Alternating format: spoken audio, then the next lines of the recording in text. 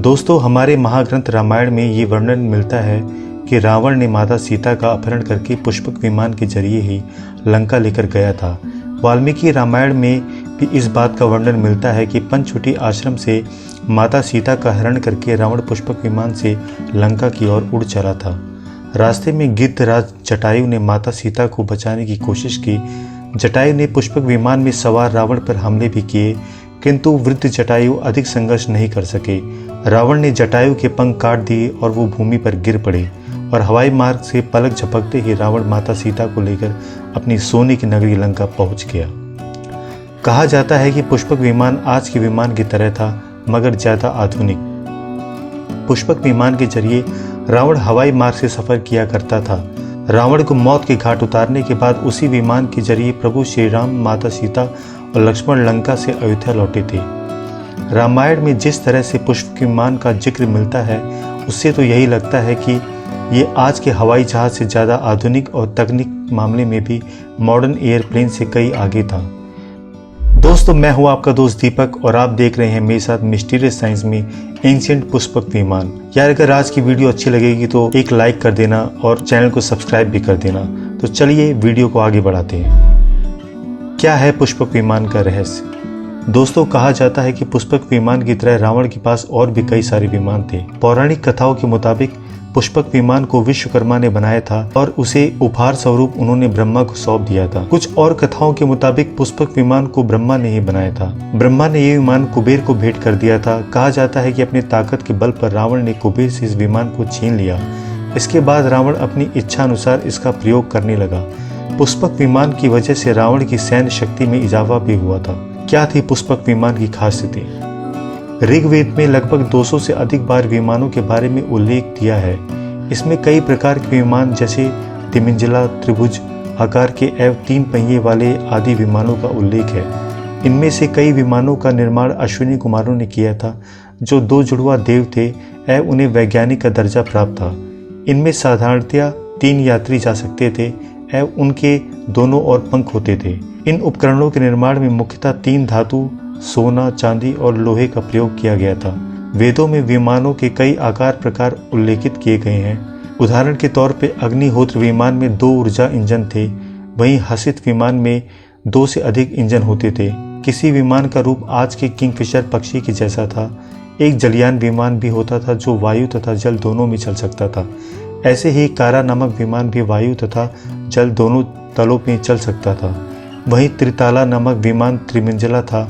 त्रिचक रथ नामक 3 पहियों वाला यह विमान आकाश में उड़ सकता था और किसी रथ के जैसा प्रतीत होने वाला यह विमान वाष्प अथवा वायु की शक्ति से चलता था। ऐसे ही विद्युत रथ नामक विमान विद्युत की शक्ति से चलता था। सम्रांगण सूत्रधार नामक ग्रंथ में विमानों के बारे में तथा उनसे संबंधित सभी विषयों के बारे में अद्भुत ज्ञान मिलता है। ग्रंथ के लगभग 225 से अधिक पदों में इनके निर्माण, उड़ान, गति, सामान तथा आकस्मिक अवतरण तथा पक्षियों द्वारा दुर्घटनाओं के बारे में भी उल्लेख मिलता है। दोस्तों, पुष्पक विमान कई खूबियों से लैस था। रामायण में सुंदरकांड के 7वें अध्याय में पुष्पक विमान के बारे में जानकारी मिलती है। पुष्पक विमान की आकृति मोर की तरह थी। ये अग्नि और वायु ऊर्जा से उड़ान भरता था।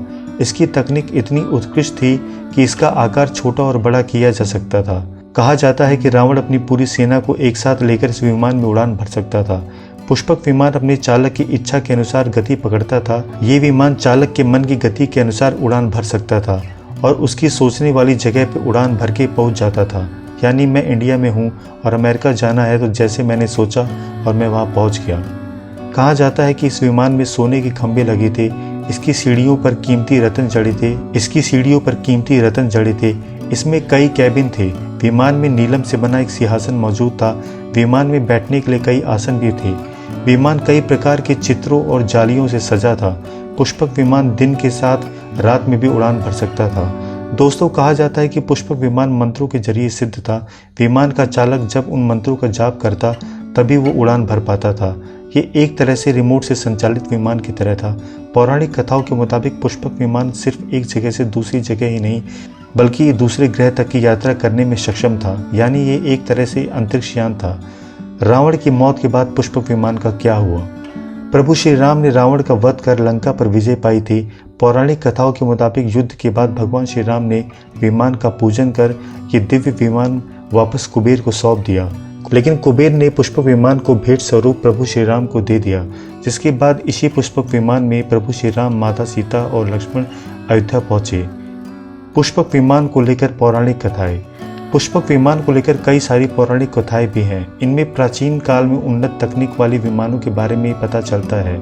स्कंद पुराण के खंड 3 अध्याय 23 में उसका उल्लेख मिलता है। कहा जाता है कि ऋषि कृदम ने अपनी पत्नी को खुश करने के लिए एक विमान बनाया था। इस विमान के जरिए कहीं भी आया जाया जा सकता था। ऋषि कृदम के बनाए विमान में भी पुष्पक विमान जैसी ही खूबियां थी। ऋग्वेद के 36वें सूक्त में एक विमान का जिक्र मिलता है। पंडित मधुसूदन सरस्वती ने इंद्र विजय नाम के ग्रंथ में लिखा है कि प्राचीन काल में ऋषियों ने 3 पहिए वाली एक रथ का निर्माण किया था। ये रथ अंतरिक्ष में भी उड़ान भर सकता था। रामायण में मेघनाथ के भी उड़ने वाले रथ का प्रयोग करने की जानकारी मिलती है। कहा जाता है कि महर्षि भारद्वाज ने यंत्र सर्वस्व नामक ग्रंथ लिखा था, जिसमें सभी प्रकार के यंत्र को बनाने और चलाने की विधि का वर्णन किया गया है, और इसमें से एक भाग विमान शास्त्र है। इस ग्रंथ के 8 अध्यायों में विमान बनाने की प्रक्रिया है, और इस 8 अध्यायों में 100 खंड हैं, जिसमें विमान बनाने की टेक्नोलॉजी का विस्तारित रूप से वर्णन किया गया है। महर्षि भारद्वाज ने इसमें 500 प्रकार के विमान बनाने की विधि का उल्लेख किया है, यानी 500 सिद्धांत से विमान बनाने के तरीके। और चौंका देने वाली बात यह है कि 500 प्रकार के विमान 32 तरीके से बनाए जा सकते हैं। इस बात का भी वर्णन इस ग्रंथ में किया गया है। दोस्तों, हमारा महान भारतवर्ष, जिसके महान ग्रंथों, उपनिषद और वेदास को पढ़ें तो पता चलता है कि आज के विज्ञान से हमारे ऋषि मुनि कितने आगे थे। तो दोस्तों, ये थी आज की वीडियो। अच्छी लगी हो तो कमेंट जरूर करना, और वीडियो को लाइक करके चैनल सब्सक्राइब भी कर देना। एटलीस्ट वीडियो लाइक तो कर ही देना यार, कितना टाइम लगता है। मिलता हूँ फिर किसी और वीडियो में, तब तक के लिए जय हिंद।